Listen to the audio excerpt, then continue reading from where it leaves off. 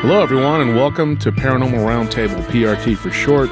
My name is Josh Turner, also known as Wolf, and I'm going to be your host. And my co-host tonight will be my nephew, Zane. Zane, you want to say hello? Hello, everyone. Tony couldn't be here tonight. Tony's going to be in and out because he's got a lot of work he's doing with our company. So he's moving up. So he's got a lot of work he's going to be doing, and he'll be hosting, as much as possible. But he couldn't make it tonight.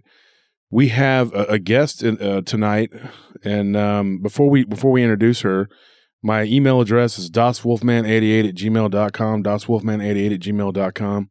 Send us your stories, folks. Any kind of weird, strange, or unusual stories you have, I'm going to take a look at them, and if they're not too crazy, then I'll throw them in the trash because I want the really crazy ones. I'm just kidding. But whatever you got, just send it to me and we'll see what we can do. Okay? And we also have prtpodcast.com. That's our website, prtpodcast.com. We have all kinds of stuff. We have all the shows on there. We have a store. You can buy PRT merch, a shirt, a phone case, mug, sweatshirts, whatever. And then we have stickers and whatever else we got going on there. And also, we have artwork. You can submit your artwork to that particular website. So that being said, be sure and check out our groups. Paranormal Roundtable group. We have it on Facebook. Paranormal Encounters, Paranormal Lounge. Cryptids and Paranormal Reality, which is Lori Shivers, and then Cryptid Squad, which is Michael Moran. Those are the groups on Facebook. You can hit us up and then go check out my fan page and like the fan page. It helps us out. And then also the Paranormal Roundtable fan page. And so that's all that. Okay, we got that out of the way. We have a lot to talk about, so we're going to try to jump right into it. One other thing, if you're listening to us on whatever platform you're listening to, be sure and go to YouTube just to like and subscribe. That helps us out. Like the shows and subscribe and whatever.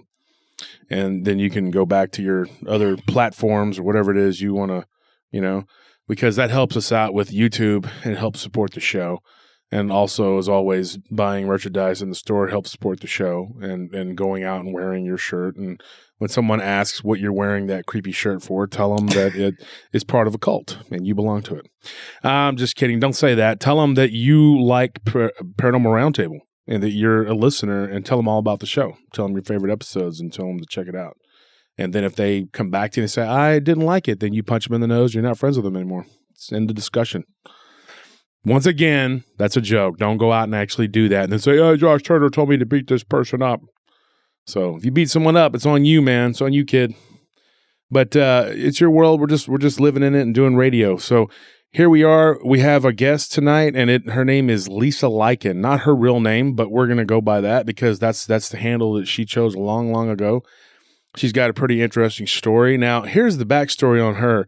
We actually recorded with her probably 8-9 months ago, right, Lisa? I believe almost a year ago, in fact. Oh, okay, it's been about a year. It's a long time ago, and it ended up getting messed up. The recording got all messed up or whatever. I blame Lisa for that, but it's whatever. And so we decided we were going to redo it. Neither party was really happy with the finished product, so we decided we were going to redo it. And here we are, finally getting it together to redo it. Now she's got a pretty interesting story. Lisa, you've been on Dogman Encounters, right? Yes, I've also been on Venomous Fringe, The Confessionals, and a few other podcasts in the past. Yeah. And so it's a pleasure for me to get you on there. We're friends, me and Lisa, and I'm also friends with your significant other, and he's a cool guy. Right. And so you guys we're all in groups together, and we talk regularly. We're pretty good friends. I think we're friends. And so we just kept trying to get it together to where we could get this done. And so now here we are. So Lisa, without further ado, you want to jump right in and start telling us a little about yourself and give us the 411 on what you're here to talk about. Sure. Well, I'm going to try to make it as short as I can because it's kind of a long story, as you know. But basically, I started to have encounters with cryptids. My earliest memory of that is probably age 4 or 5. off and on up to now. And I'm not ashamed to say I'm going to be turning 47 this coming Saturday. So, well, happy birthday. Thank you. Yeah. I had some pretty traumatic experiences, especially in childhood, concerning a creature that some of your listeners, if they've heard me on other podcasts talking about this, that I've come to call Blondie, because the color of her fur was a dark blonde. So I've talked about her on a few other shows. Still to this day, I'm really not sure what she was. Really not sure if she was a dogman or a gugwe. I've had both suggested to me, but I do know that she wasn't a Bigfoot, because I've seen those too, and she didn't look anything like those. But anyway, can you explain to the listeners what a gugwe is? Because a lot of them may not know that. Okay, so gugwe, I believe that's the Native American term for something that is, I guess it basically looks like a dogman and a Bigfoot had a baby, but they're supposed to have a horrible temper compared to the two. There's a lot of old timers that I've actually talked to up in Montana and Minnesota that supposedly have seen them that far up north. I'm originally from Vermont myself, but they're known to be up in the colder regions, and some people call them wendigos. Surprisingly, because I'd always thought a wendigo was something else. But I guess some native people actually refer to them as wendigos. Lots of hair or fur, lots of sharp teeth. The one that I had encounters with definitely had a mouthful of sharp teeth that I'd seen a few times. And the legs are different. The legs are different. They're straight, or at least from what I saw, they were straight. I was pretty close. I actually had physical contact with this creature a couple of times. But before we get into that, I basically got into this field back in 2001, only because I had seen on the Discovery Channel a really interesting documentary that's become one of my favorites. It was called Bigfootville. I don't know if you heard of it. It was about a small town in Oklahoma that was having a rash of Bigfoot sightings. And I don't know if it's still, if you can find it anywhere, but if you can, I definitely recommend it. So that kind of bit the bug for me, because back in my 20s, I've lived a lot of different places. So I was in Vermont for a while. I ended up moving away, and I moved back for a year when I was 21 to my stepfather's land, which he still owns. It's about 157 acres on a mountaintop in Vermont. There was a lot of strange activity up there. It's still going on. The last time I was there was this past July, actually, for my sister's wedding, and we had some strange stuff go on during the ceremony. So he's got something up there. I haven't had a full-on sighting. I've caught glimpses of it, but my stepdad's kind of secretive about it, but he just refers to them as the neighbors, quote unquote. So I knew about that. Right. I knew about that, and I started to research, Bigfoot, really got into that phenomenon, like obsessively, found BFRO, joined a couple of chat groups online. I mean, this was back in the early 2000s when we really weren't as advanced on the internet as we are now. Got into that, and it started, the more that I researched, the more that I began to have memories. So I had blocked my early childhood memories out for a long time. And when they were starting to come back, I kind of thought that I thought that I must have dreamt that, or it didn't happen, or it was my imagination, but I began to remember more and more detail. And so over the years, as I began to remember more, I really wanted to tell somebody my story, but I was really afraid of ridicule, mostly because I would listen to people's podcasts or radio shows, and usually it was a guest coming on that was just talking about one encounter that they had. Well, I began to realize that I'd had multiple encounters, and for that reason alone, I was scared to tell anybody my stories, what I'd experienced, because I felt like there was something wrong with me for a long time. So, and then I started to feel kind of angry and disgruntled about it, because I was like, how come I've had multiple encounters, and all these other people that are coming out have just had like one or two at the most. So, so I didn't talk about it. But back in 2015, because I had obsessively, when I wasn't working nearly as much as I work now, but I would obsessively listen to, Bigfoot shows or just whatever I could find on YouTube. And as a suggestion, Dogman encounters came up. And at first I took it as a joke. I thought it was funny. I'd never heard of the term Dogman before. And I was like, just because I thought it was funny, I was like, okay, I got to check this out. So I listened to my very first episode of Dogman Encounters, and I'm not even sure what number it was, but it was 5 years ago, so it was definitely one of the earlier episodes. But I started listening to Vic, and I started listening to his guest and some of the descriptions that they gave, and all of a sudden I realized that not everything that I had seen had been a Bigfoot. So I reached out to Vic, and let me tell you, I have nothing but absolute respect for the man. I have a place in my heart for him because he's an amazing person. Oh yeah, Vic is a great dude. He is. The first conversation I had with him, he stayed on the phone with me for 7 hours. Wow.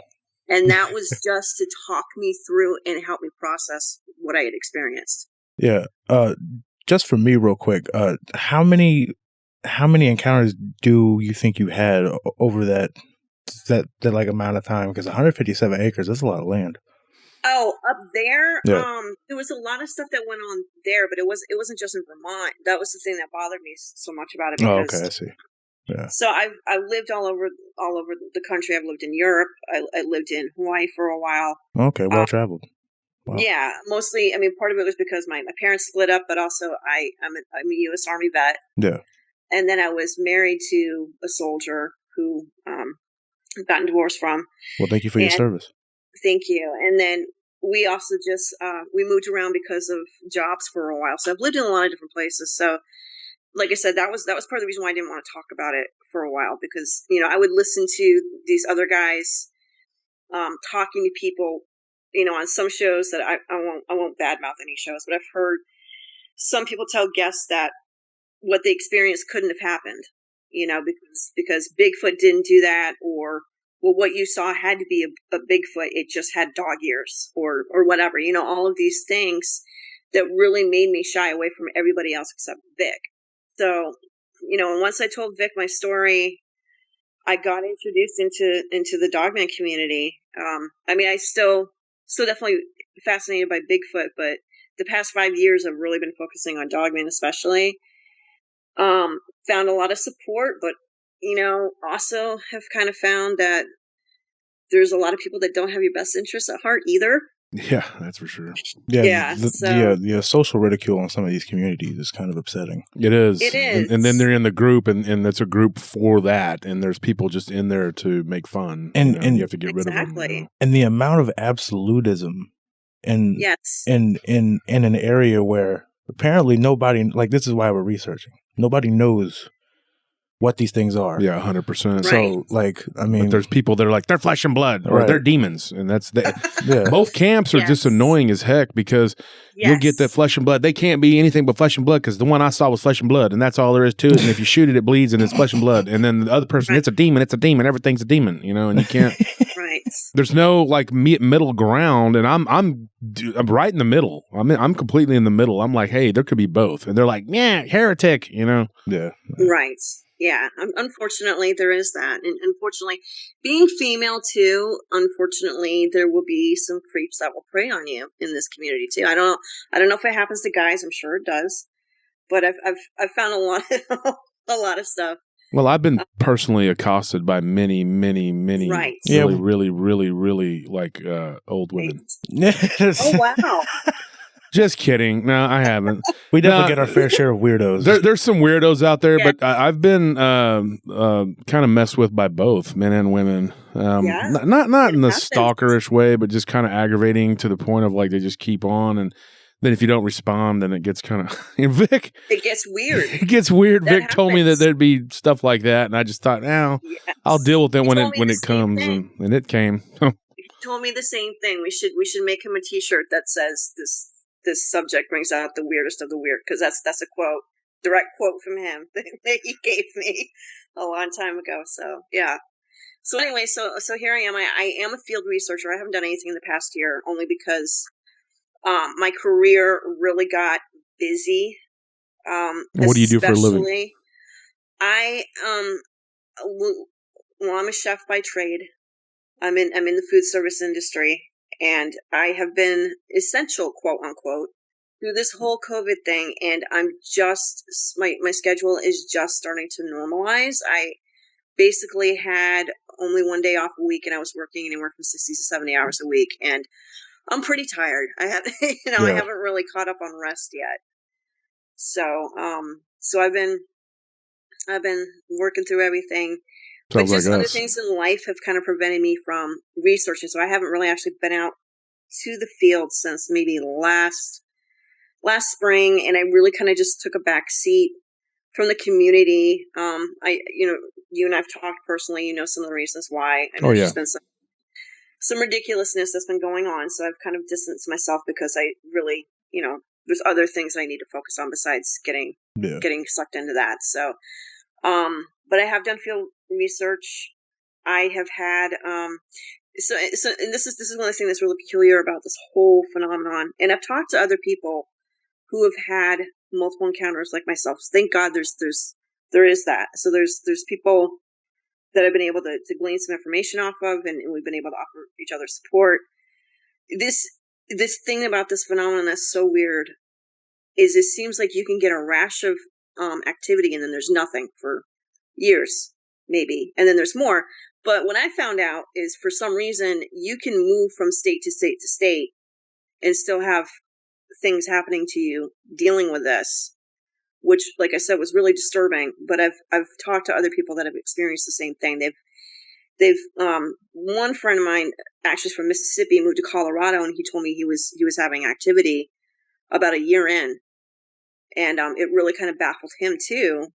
And he's not a researcher, but he recognized the behaviors around a certain campsite he was going to.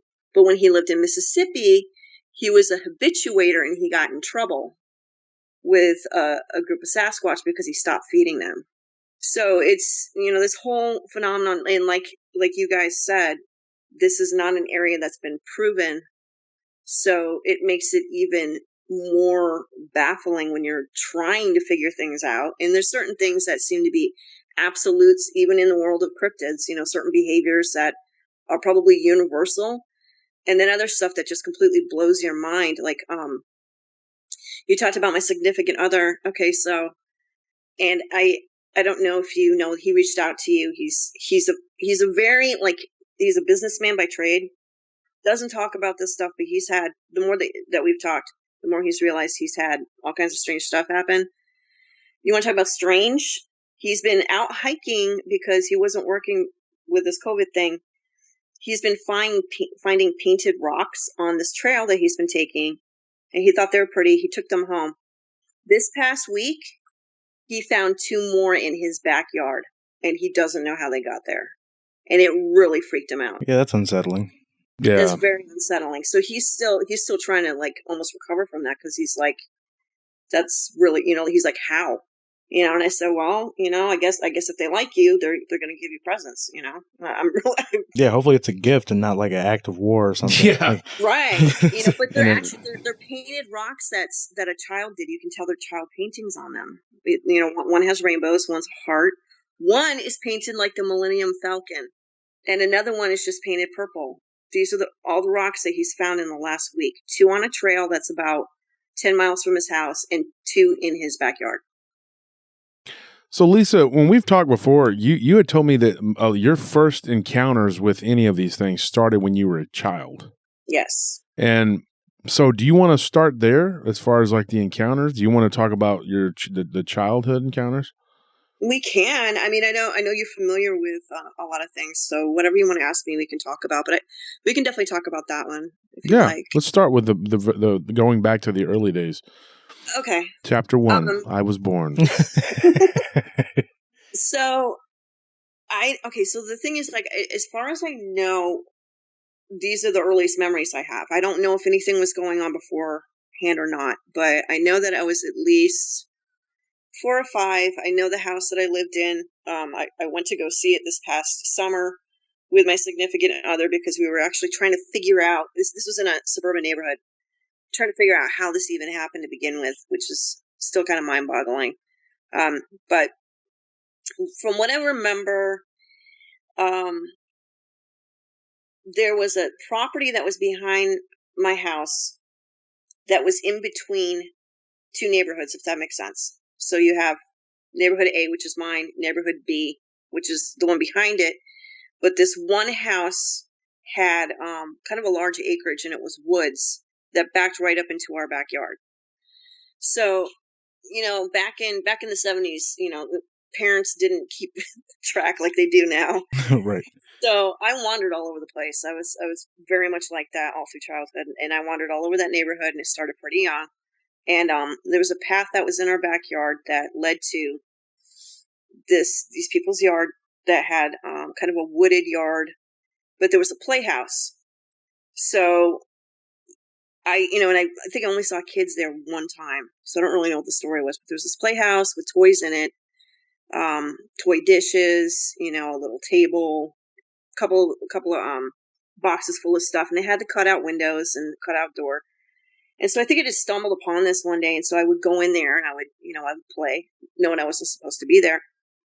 And for a while, I'd just be in there playing, and then I would just start to get this feeling that would come over me. And for some reason, like I had no explanation at the time, I would just start to feel afraid. Mm-hmm. So I would run out of there and I'd run back home. And so this went on for a while. And in fact, it was one day I brought my older sister, with me out there. And we kind of sat down for about 2 or 3 minutes, and she got the same feeling. And she said, "You know what? I don't like this. Let's go back home." So I wasn't the only one picking up on, the creepy vibe. Yeah. So one day I was back there playing, and the people that own this house came home. And so I watched them pull into their driveway, and I was too scared to move. So I was trying to hide, but I was looking out the window, watching at the same time. And I could see the lady of the house open up like the sliding glass door, and there was, a screen. And it was back in the 70s, like I said. So, she was very hippie-ish. And she ended up putting some music on, and I think she was learning to play guitar. So she put some music on, and I'm watching her in her house do this. She's sitting on a cushion, and she has an acoustic guitar, and she starts playing. And she's looking around outside. And so I don't know if this is related or not, okay, but I'm going to just share the details of what happened with you. So she's playing music, and all of a sudden, all around me, I hear what sounds like the drone of bees. Only the vibrations were much lower. The frequencies were lower. And it was several. And remember, I'm sitting inside the playhouse looking out. And so I'm surrounded by these different octaves of a vibration, like voices. Okay? Yeah.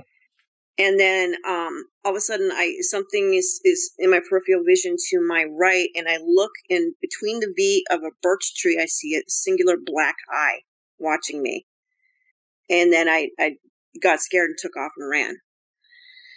So the next thing, and I think maybe this was happening before my first real encounter with Blondie.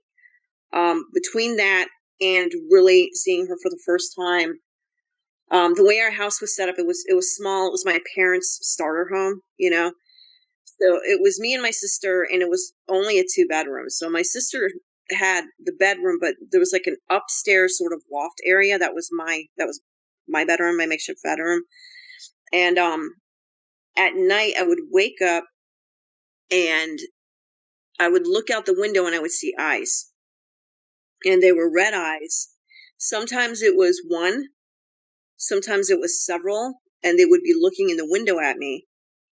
And I didn't know what it was at the time, but it would freak me out. So I took to sleeping in between my bed and the wall. And I remember one morning my dad came up, and I was in a deep sleep, and he came up and called my mom, and they were in an all-out panic because they couldn't find me. And so they finally found me between the wall and the bed, and he picked me up and he was like, "Why are you sleeping there?" And I told him because I didn't like the eyes watching me. And so he asked me to explain, and I told him what they looked like. And I remember him looking really concerned when I said they were red eyes. But then he told me, he said, "Well, maybe it's just an owl." And I didn't, I remember distinctly learning what an owl was then, because I didn't know what an owl was. So he explained what an owl was. He said, well, maybe it's just an owl, looking in the window at you. And so I used to go down, I'd go downstairs in the morning, I'd tell them that the owls were back, and it became this thing. Right. And I even remember one night being in my sister's room, and there was a large maple tree that was outside the house on her side where her bedroom was. And we sat there for a long time just watching this pair of eyes that was sitting in the tree or standing in the tree, or it was just tall enough that it could look in the window at us. I really don't know what, but I just remember these large red eyes, and I mean like taillight red, looking in, not at the window, but definitely where the tree was, just looking in at us, and we were looking at it. And I think after a while, my sister finally had enough and just kind of drew the shades so that we couldn't see it anymore. So I'm thinking that was going on before this next incident, that I remember, and there may be things I've blocked out. But how old was your sister during all this? She's 7 years older than me, so I'm guessing she was 11 or 12. So she would have had a little more clarity as far as like, what did she say it was, or think it was, or did she ever say what it looked like to her, or what she thought it was? It's ironically, I haven't actually sat down and talked to them about this yet, and I mean, I don't see them very much. But I will tell you that she had an absolute fear of werewolves growing up, and I don't think it ever left. And sooner or later, I'd love to, sit down and pick her brain about why. But she was absolutely terrified of werewolves growing up, and I feel like that just came from a place. But some of what I'll tell you later, I'm like, you might understand more why, because of more things that we experienced together. But no, she wasn't afraid of it. I do remember that for sure. She didn't seem afraid. We didn't know what it was. And I think we were just kind of curious about it. And after a while, like I said, she was just kind of like, okay, that's enough, and just shut the window. But she wasn't like afraid, because we just didn't know what it was. So I do remember the next memory that I have was going outside, heading up the path towards the playhouse, and my path getting blocked, and looking up at this creature that had its right body, the right side of his body was blocking the path. Okay, so she's blocking the path. I just remember blonde fur. And this is the description I gave to Vic, at first, and this is why he told me that he thought it was a type 3 dogman. So she had black, like really kind of chocolate brown eyes, a little bit of white, but she did have like almost like the pushed in nose, like a pug would. So you could see like the black of a nose, and if there was a muzzle, it was buried underneath really thick hair or fur. So kind of flat faced, sort of. Kind of flat faced, but she had her ears really kind of reminded me more of a lynx ears, and they were on the side of her head, not on the top of her head. Right. So they were on the side, and you could see like almost like a tuft of hair. I mean, like I was staring up into her face, and she was just kind of looking down at me. And then there was a noise behind her, and she turned her head, and behind her was another creature that was so tall that his head was up in the maple tree. This is the same maple tree that my sister and I saw eyes in. Okay. So I could see black eyes, couldn't make out the face, but its hair or fur was red. It was like an auburn color, like you would see on a Bigfoot, right? So that color. So that's why for a while I just thought they were Bigfoot until, like I said, I heard other descriptions. So anyway, I remember yelling at the second one because it turned around. It turns back to me and it started tearing up my parents' vegetable garden. And I yelled at it saying, I'm going to tell my dad on you. And I ran into the house and shut the door. But I know that was my response. Yeah, no, I love it. I love it. I ran into the house and shut the door, but she moved so quickly. Like I have no idea how far away I was from the house. Yeah. But she was on the stoop.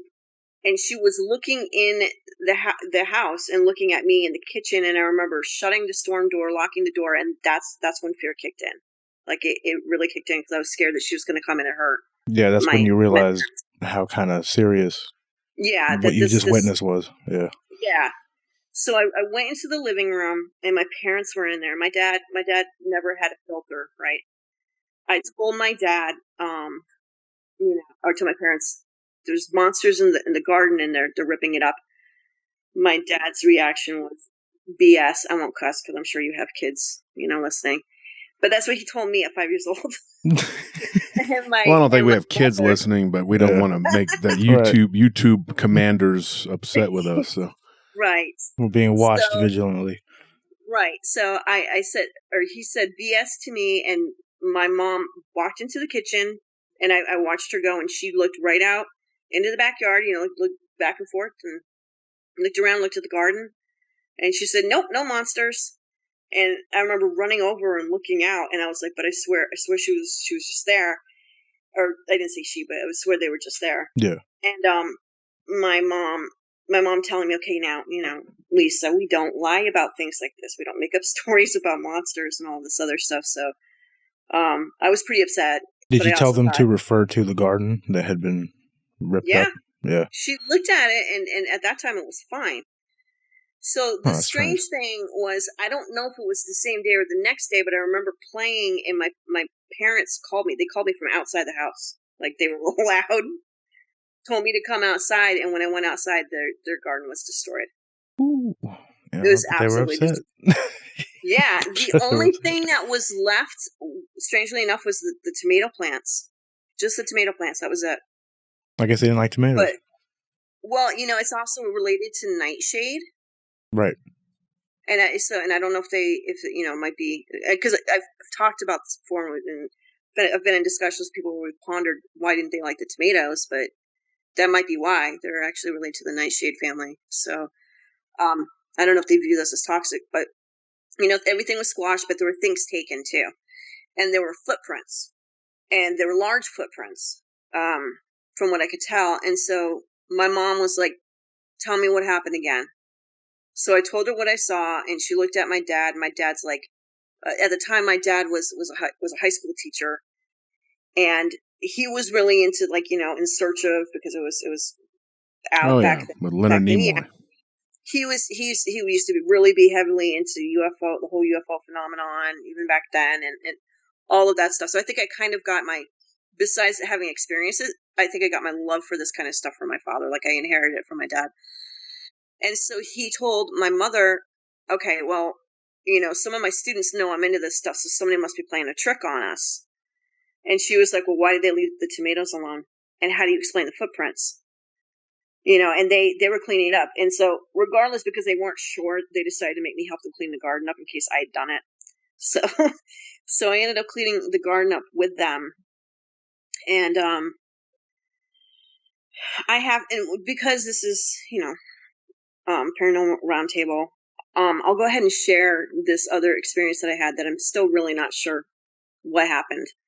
It was either a dream or something strange happened, but I used to be a sleepwalker when I was a kid. And I mean, in fact, like, to the point where it'd be bad. Like, my mom would put me down for a nap. I'd wake up in another part of the neighborhood, and they'd have to bring me home. Wow. Yeah, my cousin used to do that. Yeah. It was very, yeah.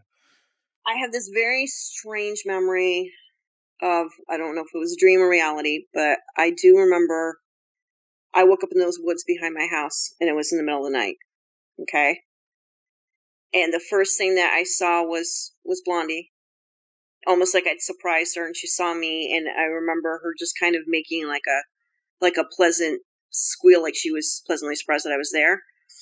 But there were these other beings around her, and the only thing I can remember about them was just they were all black and like black hair, but they were really tall. And I don't remember craning my head to look up. I was just kind of like face to face with maybe their navel. Okay. But the strange thing is a voice entered my mind, and it was a very feminine, calming voice that asked me, "What are you doing here?" And then the next thing I remember was kind of standing at the edge of the wood line, and the same voice asked me, "Is that your house?" And I told her yes. And then the only other thing that I really remember was waking up on the stoop right outside the kitchen door. And that's it.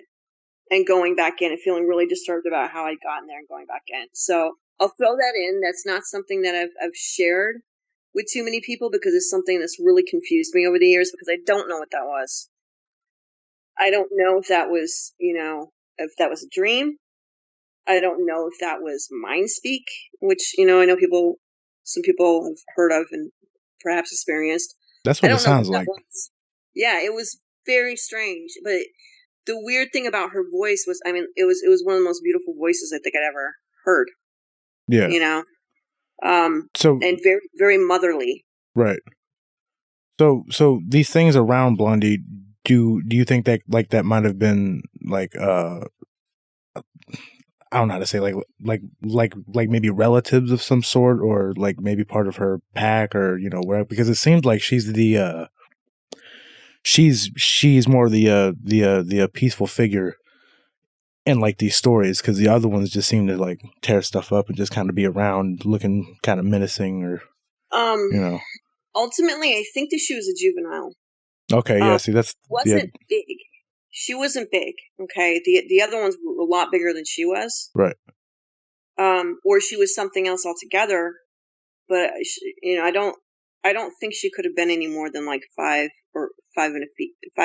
feet tall. And the only reason why I say that is because when I started to have memories of her, my then youngest child was just coming out of toddlerhood. So I used to sometimes have her stand next to me, and I would like recreate what I saw in perspective of a child that right. size. Yeah. And I'm only 5'1". I'm short. Oh, okay. So I don't think she was very tall. Yeah. And in fact, like, I'll get into why I call her she in a minute, but like, it also, go ahead. I'm sorry. I wanted to say something. It also sounds almost like, some of the things that were going on surrounding these, entities, or whatever you want to call them. It sounds very, spiritual. Yeah. Yeah. It does. Yeah, it sounds like that, because I've always thought that they have a very spiritual quality to them. I mean, they can be physical, and they can be both, Right. But I mean, it sounds like it's very, like they were attracted to you. For one, you could see them, which I think some people can't, Right. And they can manifest themselves as physical, and then there's the ones that people say are just purely physical, but I don't think it's either one or the other, and it's very, it's weird how you stumble upon these things, and then you had these experiences, and then of course you were a sleepwalker, which people that go into that state of sleepwalk, my nephew, who's in the studio with us right now, actually, he used to sleepwalk, and he would freak me out. I'd be over there at my sister's house, and I'd wake up and land on the couch, and he's standing over me, just staring at me, holding a Power Ranger over my face. Yeah. And Zane knows that story, and Anthony's, he's sitting there looking at me all creepy, and I come out of the bathroom, and he's standing right there in front of me, staring into my chest, and I'm like, "Whoa, this is weird." And it almost looks like a trance. My son did it for a long time. He was a sleepwalker, and he would come into the room in the middle of the night, and he'd be talking. He wasn't awake. Oh, and man. we'd have to just kind of let him wake up, and then just that look of confusion when they wake up, and they're just like, "What am I doing in here?" Well, it's like they're in another plane of existence. Yeah, it's very strange. Yeah, it's very strange. And for you, it must have been really, because if you were waking up in different parts of the neighborhood, you must have been wandering around like, man, you're lucky you didn't get hurt. That's like a severe case of sleepwalking. Like, like most people grow out of it, though. Most people don't leave their house. So, I mean, that's like that's pretty bad. Yeah, and my friend's mom, when she went, she had a surgery. And this is for a whole nother, it could be a whole nother show right here. But my friend Mitch, his mom had a surgery, and she would get in the car and drive and go and be in the next county. Yeah. And did not know how she got there. She'd wake up and be like, I'm at the, at the Texaco or whatever. And she would call, and they'd be like, what? Why are you at the Conoco or Texaco or whatever? And she's like, well, I don't know where I'm at, and then they'd have to go get her. And it was after she had a surgery that was supposed to be like not that invasive. Yeah. And it did something. She almost died because of the what is that stuff they put on you? The gas. They give, yeah. Anesthesia. Yeah. Anesthesia. And they had a hard time bringing her back. And then after that, she was kind of in a fog for a while. And then when she would see me, she kept calling me by our other friend's name when we were kids. And I'm like, what? And she would say that. And I was like, no, that's not me. I'm not him. Right. And then she would talk about my mom, and she'd be really talking about my aunt, and it was just weird. And then before that, she was a nurse, and she was pretty normal. Mm-hmm. And then she started sleepwalking, and I remember staying the night over there one night, and I went to the restroom, and I come out, and she's just kind of standing in the hallway facing the wall, just kind of bobbing back and forth. And I'm like, whoa. Yeah, that's creepy. And it really scared me, dude. And then she was like, oh, hi, Ronald. And I didn't know who Ronald was. And I'm like, what? And she's like, do you want some cake? And I'm like, sure. I was a little kid, so we went to the kitchen, and she was like pulling out cake and ice cream and throwing it on the table. Wow. And I was just kind of weirded out. And then I said, I'm going to go back to the restroom. And then I just ran to my friend's room, and then he had to go in there and get her under control and be like, Mom, what are you doing? And it's really amazing how like the human mind works, because, it is. Like they say that when like you're driving, that like if you're really like adept at driving, like at some point you do kind of just zone out, and then like certain facilities of your mind just kind of take over, and you're kind of like in an autopilot. And like, I feel like that's kind of what that is. Well, I've driven across country, and so it's happened. Yeah. Like, yep. Travis, that's your cousin. Yeah.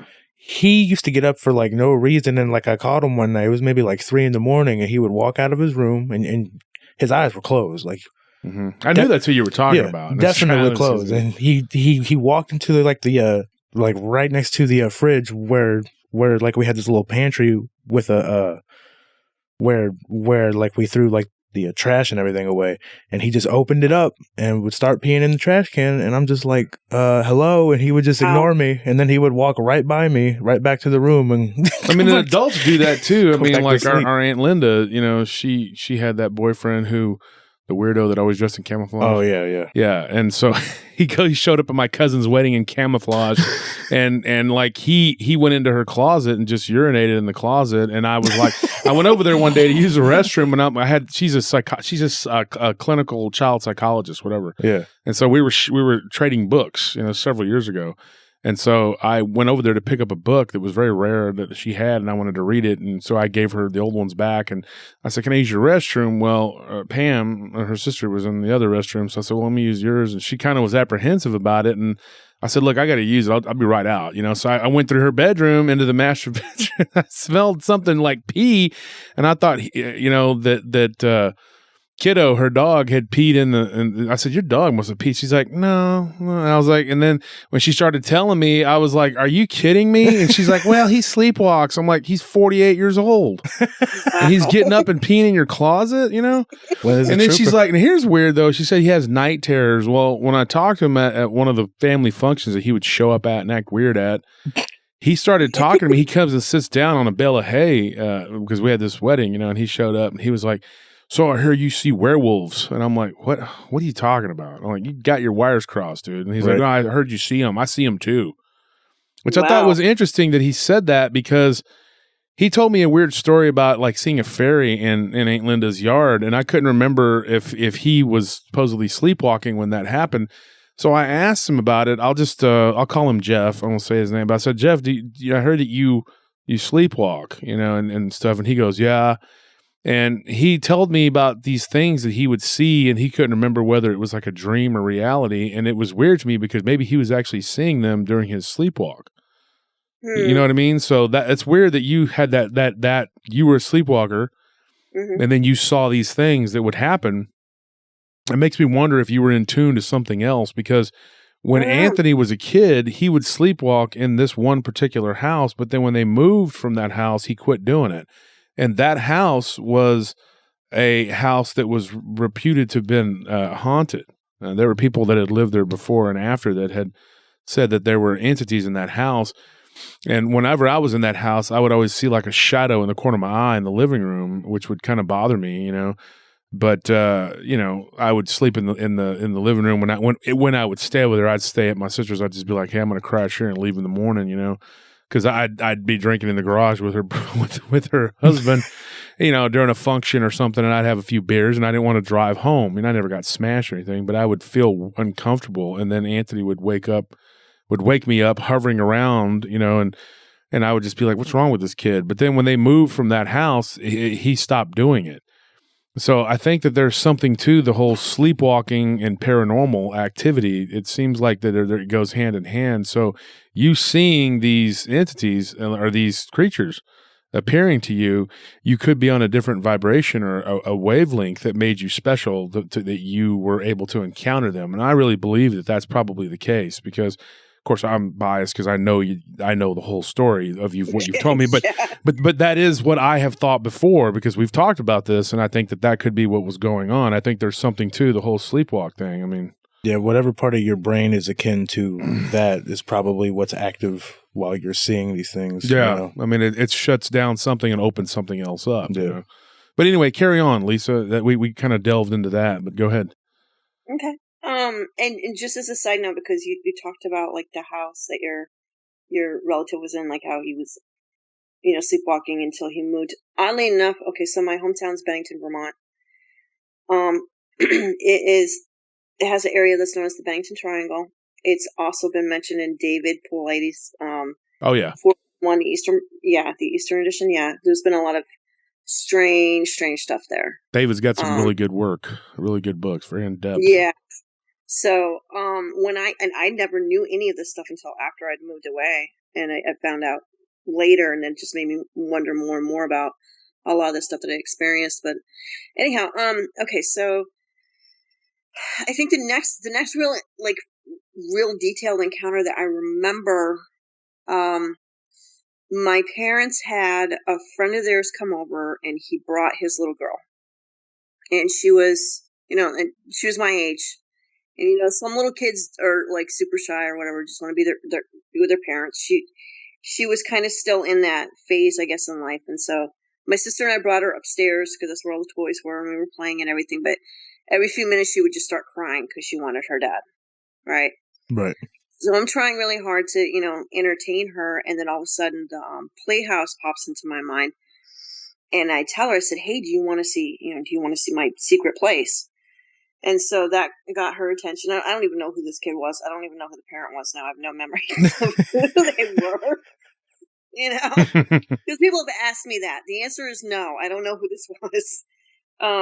But I brought her to the playhouse, and we were, everything was good. I think we were having a tea party or something. I don't know.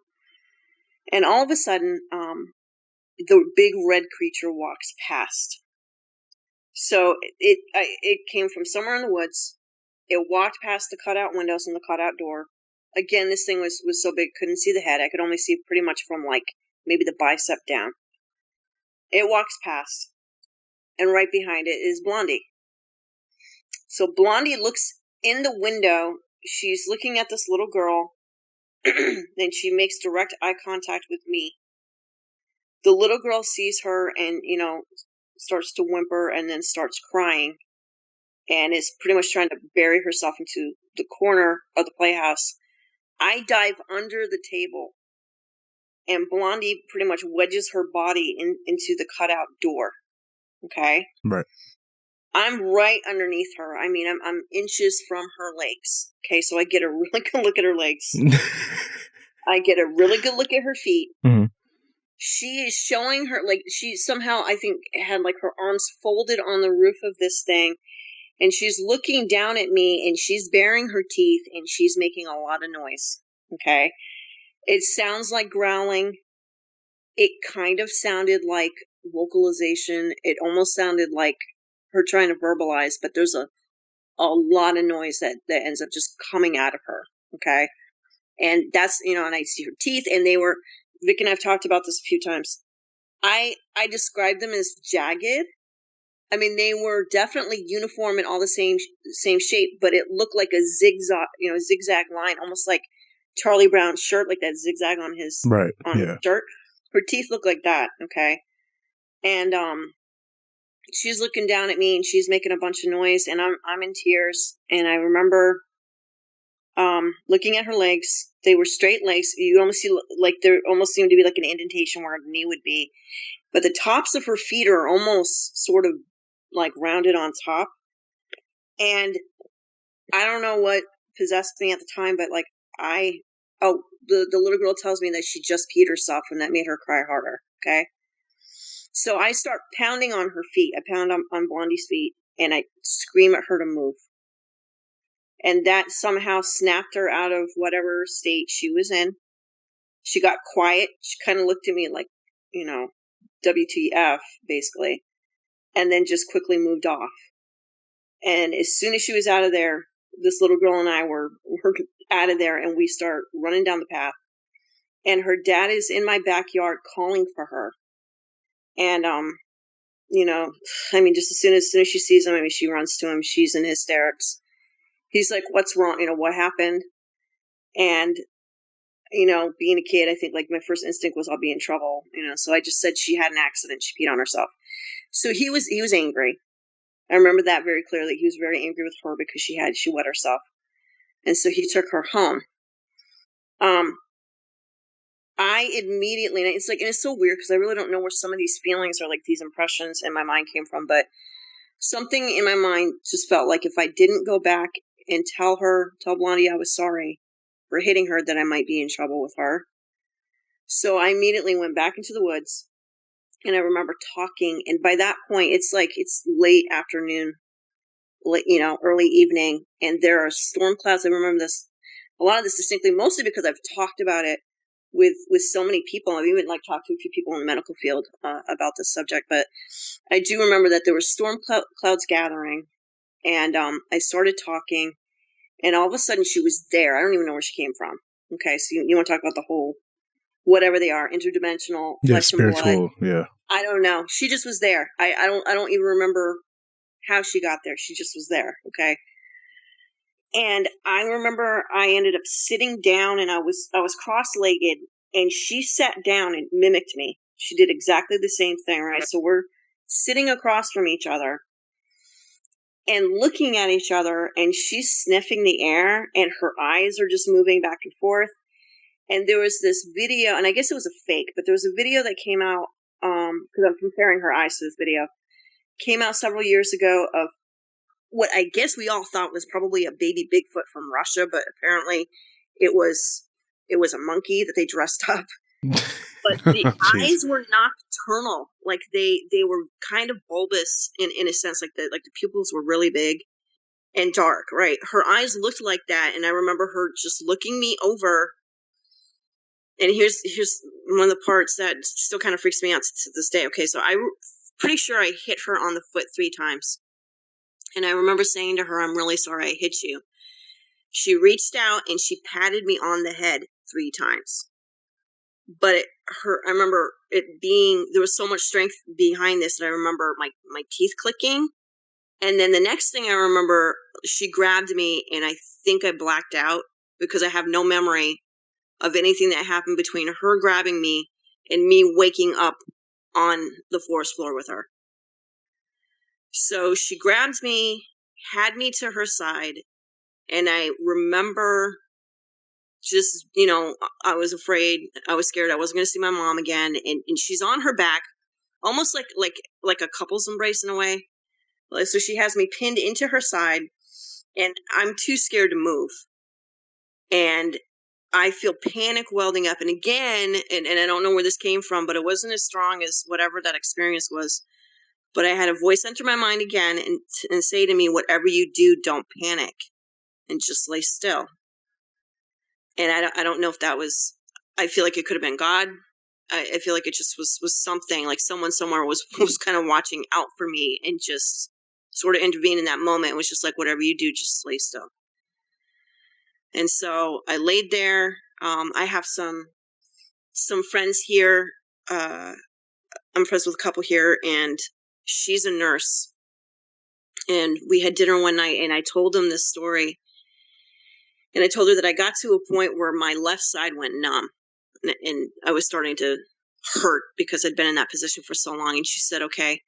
She said, "You may have been in that position from anywhere from 45 minutes to an hour." So she had me in that position for that long. The whole time she was making vocals again. All right. She was vocalizing.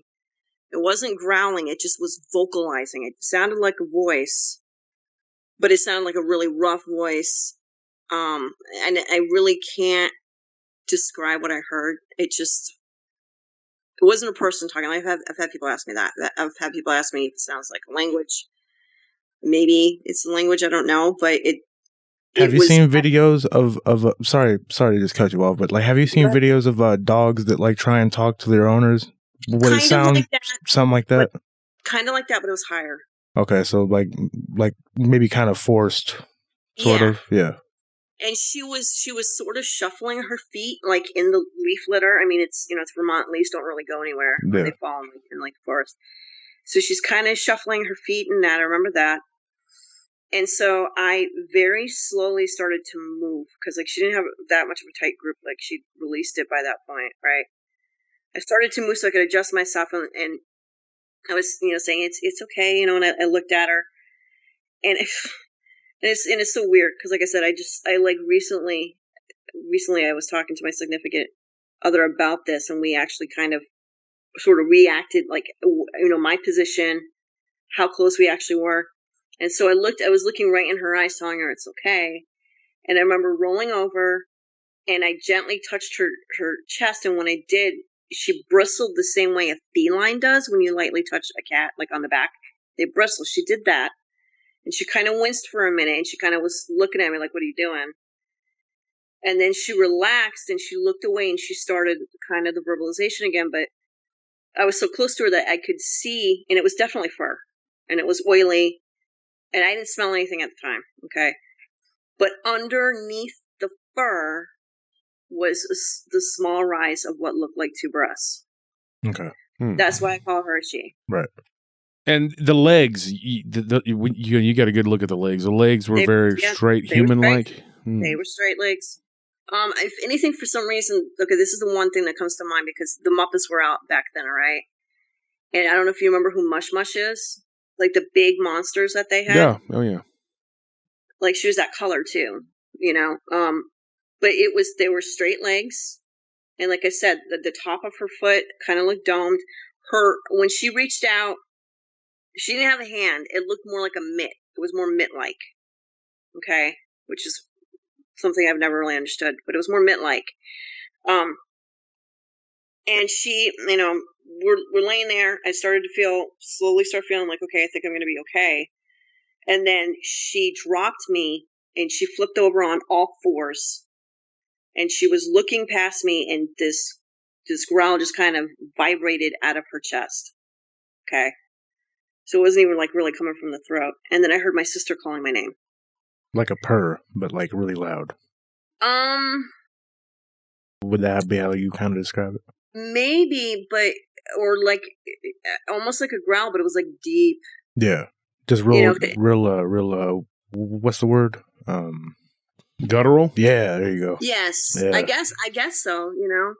I mean, it was definitely menacing. Like, I mean, she went from high alert. Yeah, and she was all business. It was different. I mean, I looked like a killer. Well, she seems to be very protective of you. I mean. I don't know. I've heard, and I've heard so many different theories about this, and I still don't even really know myself. But like, she growled, and I remember saying, "Hey, that's my sister." And as soon as I did that, she stopped and she kind of glanced at me for a minute. And I remember her walking off on all fours, and I went running out of there, found my sister, and I was like, "Oh my God, you gotta come with me, come see my friend." And she just looked me over, absolutely disgusted. Because my hair was filled with leaves. Yeah, probably very dirty by that point. I was dirty as all get out, I guess. And she said I stunk. I couldn't smell anything. Yeah. But she was like, "You smell." She's like, "What were you doing?" And I wanted her to come see my friend. She's like, "Never mind that. Dad's really angry. We got to eat." And she just was, she was going off on me because he didn't know where I was, and he went off on her. So yeah. They brought me into the house. It was dinner time. My dad sat me down. My dad is starting to get, he's starting to get senile, unfortunately. So he doesn't really have a clear memory on a lot of things, which is really strange. So I can bring up things like this, and the only thing that he remembers about that time was that he said the idea of me going to those woods and playing really scared him, but he doesn't remember why, which is kind of interesting. But what he told me was, he said, he asked me, so what happened this afternoon? And I lied to my dad, thinking I was in trouble. And so she got scared and she peed herself, which was part of the truth. I just told him that much. Right. And he said, okay, well, I just got off the phone with, whoever her dad was.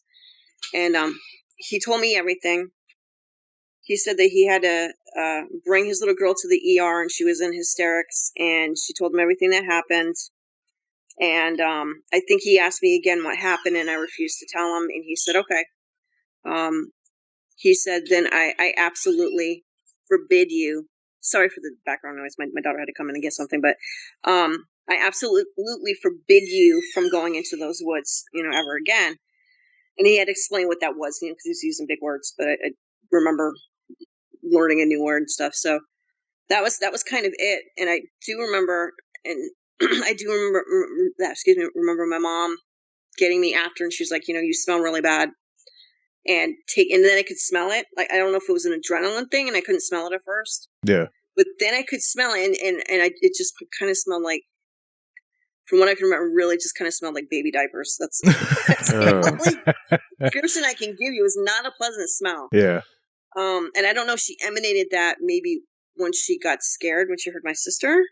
Well, she's probably just smelly or she to just begin with. Bad. Yeah. And like, I think, like when you're kind of taking care of like a lot of dogs, because I used to work at like a dog rescue, and there'd be like kennels, and when like you first walk in, it's just horrible smelling, because they're all like in one area, there's like this damp, just bleach and poop. Yeah.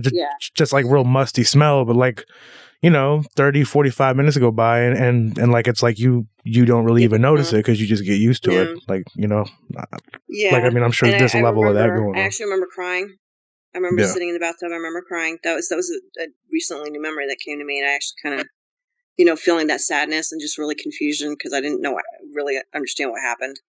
And my last clear memory of her, my dad basically had told me he didn't even want me in the backyard. Okay, he didn't want me on that side of the house whatsoever. Yeah, it was getting worrisome. Yeah. Right. So I took to playing in the front yard, playing on our front stoop, and I remember I was out there playing one day, and all of a sudden I think I looked kind of to my right and could see like this half of the space, and this eye kind of pressed up against the house with peering around, and it was her watching me, right? And I remember, and this is one of those things that's just really weirded me out. Okay. So I remember standing up, and I don't think I looked at her, but I remember saying very clearly to her, I'm really sorry, but I can't play with you anymore. And the weird part was I had this incredible sadness just wash over me. And I to this day, I'm still not sure if it was her feelings or my feelings. Probably a little bit of both. Yeah. Like, like I think that's like a severance kind of that like both of y'all felt, because she didn't understand what was going on, and maybe she saw you kind of just playing and not coming out that much or something, like, Yeah. I mean, like, it's hard to know how old she was too. Yeah. I mean, right. like she could have been like a, like you said, like a juvenile, and she thought that you were just like another one of her little friends or something that she would, go and play with or, be around. So yeah. You didn't tell her you stink and that's why we can't play right. No. I mean, I actually felt really bad. Dad says you smell and you can't come over anymore. I would have like used that. I would have been like, my parents think you smell, but you know what? You can terrorize them and they'll buy me presents and gifts, and we can go to the water park together. Right? Here's the weird thing, man. Okay, you're talking about that. Okay, when I stopped playing in the backyard, I was finding, because daisies are my favorite flowers. Ironically, they always have been. I started finding daisies on the back stoop, and they'd be like right in the middle. Like somebody was leaving daisies. All right. But you want to talk about terrorizing, and so I guess there was a retaliation, but the thing is, I don't remember when this happened, but in that house, very distinctly, I do remember my sister was gone. Like, she was spending the night at a friend's house, and I think I was upstairs taking a nap or doing something, and there was just this noise, just a bunch of racket, like on top of the roof, like footsteps, growling, howling, pounding. And I remember going downstairs, and my mother and my father were standing in the living room, staring up at the ceiling. Mm-hmm. And we had this dog, and I'm sure most people, have that one dog from childhood that meant a lot. That was this dog. Okay. She was a crazy border collie that got rescued. She was running with a pack of feral dogs, and my dad adopted her when I was a baby, and she was real close to me, really protective of me. So that was kind of my dog. This dog wasn't afraid of anything, and she was laying on the floor shaking. And my parents were staring at the ceiling, and I'm like, "What is that?" And they were like, shh, because I think they were scared that whatever it was might hear me. And so they start whispering to each other, and my dad's like, "Okay," to my mom, he's like, "You grab Lisa. I'm gonna grab the dog. We're gonna go in the bedroom." And so I think they counted 3. I got scooped up. He picked up the dog. And I remember we went into the room, and the only thing he had for defense was a .22. Ooh, so, ain't doing nothing. I know. He had a .22 rifle. Right. So he locks the door. We're getting in bed, and he got it. He loaded it, and he put it next to the door in case he needed it. And I remember falling asleep that night and waking up the next morning. And my dad, went outside and checked everything to make sure it was okay before we left the room. But I don't know if that happened after I told her I couldn't play with her or not, or if it just happened sometime in between. But those are my Blondie stories. And those were the most intense cryptid encounters that I had. And those are the only ones where I had physical contact, as far as I know. Yeah, sounds like it. That's amazing. Yeah. I don't think I've ever heard these stories. So, I mean, this is new for me. It's so weird. I have mixed feelings about it. I mean, there's literally been times when I've started a conversation with people about it, and I'm just like, I don't want to talk about this.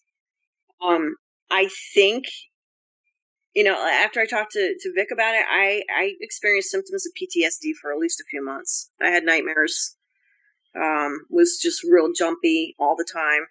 Didn't feel, felt ill. I think because I was really still trying to wrap my head around the fact that it happened. And even, like I said, even sometimes when I'm still talking about it, and just, I'm like, did this happen? Am I crazy? But that was part of the reason why I didn't go public with it for a really long time. But it's also the reason why I chose to use an alias, because, I mean, this is not a part of my everyday life. I have a full-time job, and I'm a single mom, and that's mostly what my life consists of, So, that's my Blondie story. So, folks, that's all the time we have for tonight. We're going to do a part 2 of this on Wednesday, and then the following Friday, we'll do the part 3. So you're getting 3 episodes in like a week span. So I hope you appreciate that. This ain't easy. Just want you to know that. All right. Good night.